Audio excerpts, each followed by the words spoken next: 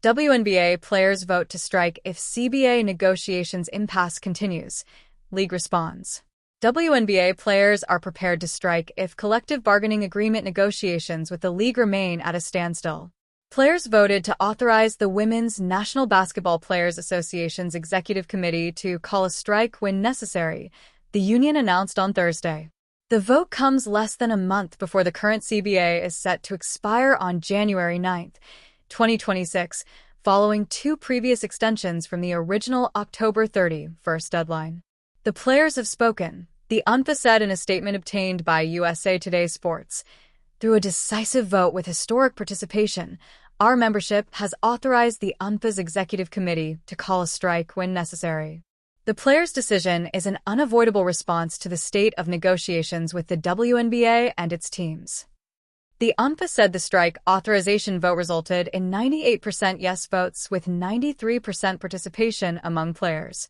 New York Liberty All-Star forward Breanna Stewart, who serves as a vice president of the UNBA's executive committee, said ongoing negotiations are headed toward a standoff because what we're doing right now isn't really working.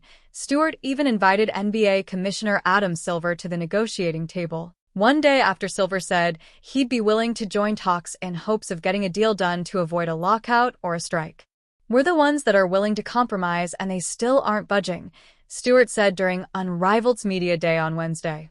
If they're not going to budge, we're going to get to this point where we're just going to be at a standoff. That's kind of where we're at right now. Stewart added, we know how important as players it is to play and to be on the court. But at the same time, if we're not going to be valued the way that we know we should be, in the way that every kind of number situation tells us, then we're just not going to do something that doesn't make sense for us. In a statement issued to USA Today Sports on Thursday, the league said the union's account of events fundamentally misrepresents ongoing talks, noting the WNBA remains steadfast in its commitment to reaching an agreement as soon as possible. While we acknowledge the players' right to authorize a future work stoppage, we strongly disagree with the UNBA's characterization of the current state of negotiations, which fundamentally misrepresents the ongoing discussions taking place at the bargaining table, the WNBA statement said. It is difficult to understand claims that the league is resistant to change, particularly given that we are proposing numerous CBA modifications including significant immediate salary increases and a new uncapped revenue-sharing model that would ensure continued salary growth tied to revenue growth.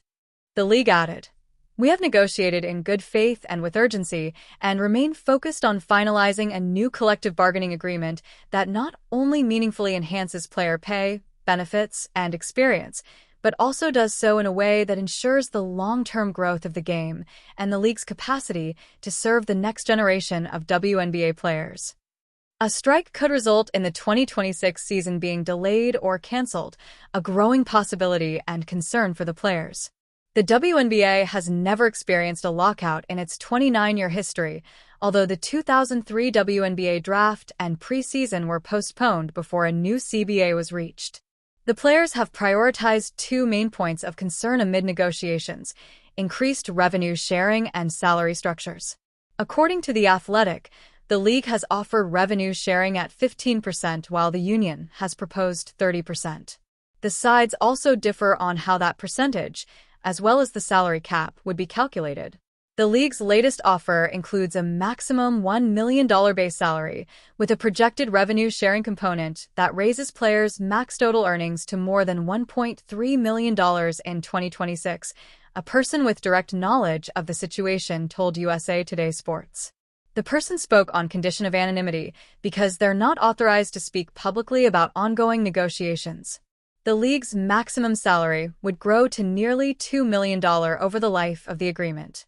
The proposal also raises the league's minimum salary to over $250,000 and the average salary to more than $530,000, up from the current $67,000 and $120,000 salary, respectively.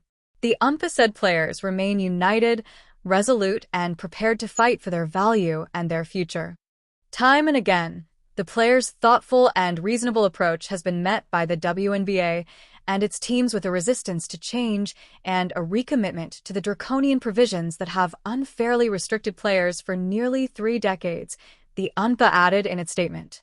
The players' vote is neither a call for an immediate strike nor an intention to pursue one. Rather, it is an emphatic affirmation of the players' confidence in their leadership and their unwavering solidarity against ongoing efforts to divide, conquer, and undervalue them. The news prompted a reaction from Washington Mystics forward Alicia Clark, who wrote on Threads, "Last time we stood on business, we helped flip a Senate seat." Clark is referring to the WNBA helping Rev. Raphael Warnock get elected to the U.S. Senate out of Georgia in 2020 over incumbent Republican Kelly Loeffler, who co-owned the Atlanta Dream before ultimately selling her stake in the team in February 2021 following her controversial comments on the Black Lives Matter movement. Players openly endorsed Warnock and showed up to the arena on August 4th wearing Vote Warnock t-shirts during the campaign.